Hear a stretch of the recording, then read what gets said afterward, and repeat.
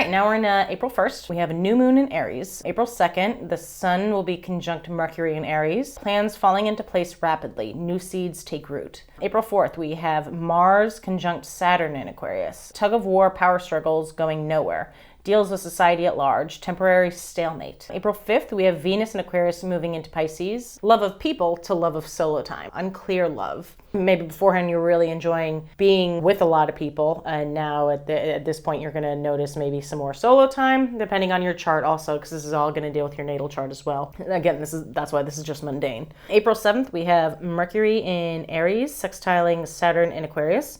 No bullshit communication will work together with limits on people or restrictions of people. Impatient communication working easily with limits of large groups. One angry voice silencing the majority. Cancel culture? Not sure. April 8th, we have Mercury in Aries, sextile Mars in Aquarius. Fiery conversation will make society move. And then on April 10th, we have Mercury in Aries squaring Pluto in Capricorn. And then later that day, Mercury will move from Aries into Taurus. So at first, with the Mercury square Pluto, fiery communication will clash with shady government. Communication shifts from overheated to just stubborn. Mercury goes from Aries into Taurus. Annoying people just makes everyone hate everyone. No one would be happy. April 12th, we have Jupiter conjunct Neptune. Now, this is what I am looking forward to. This is like something that I think will end up being good. There's a cat right here. It's cheese. There is a possibility that you could see it as expansion, Jupiter conjunct illness and Neptune, but because they're both in their home sign of Pisces, I don't think it's going to manifest that way. Because Neptune is all about things that are unclear, whether it's looking through a lens, you're looking through something, or on the screen, or bad vision, you can't quite see it, or if you're drunk or on drugs or something, your consciousness is not quite there. There's something blurry about what it is. And because of that, it can also be an illness, just something that's making things not quite right with your body. I don't think it's going to go that way, though. I am actually very hopeful for this part of the year. And on the day, we also have the sun in Aries, sextile Saturn in Aquarius. So the focus on the martial will calm down with the people. Also on April 12th, with the Jupiter-Neptune conjunction, I think it would be a fantastic day to meditate. So if you're not working that day or whatever, and if you're into any of this kind of stuff, I would say April 12th, give that your shrooms day, your meditation day, whatever, all that kind of stuff. Look for aliens. April 14th, we have Mars in Aquarius moves into Pisces. Action from large groups to inner self. Trouble with therapy, most notable to rest. April 16th, we have full moon in Libra. Manifestation of balance, law and order, justice. Maybe a court case goes well.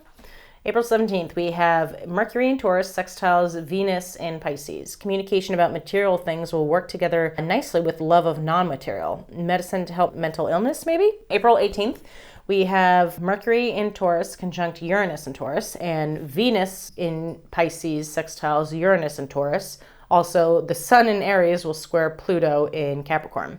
Sudden news about earthly shakeups. We collectively work to benefit from sudden earth shakeup. Focus on what is getting done has a hard time working nicely with covert government operations.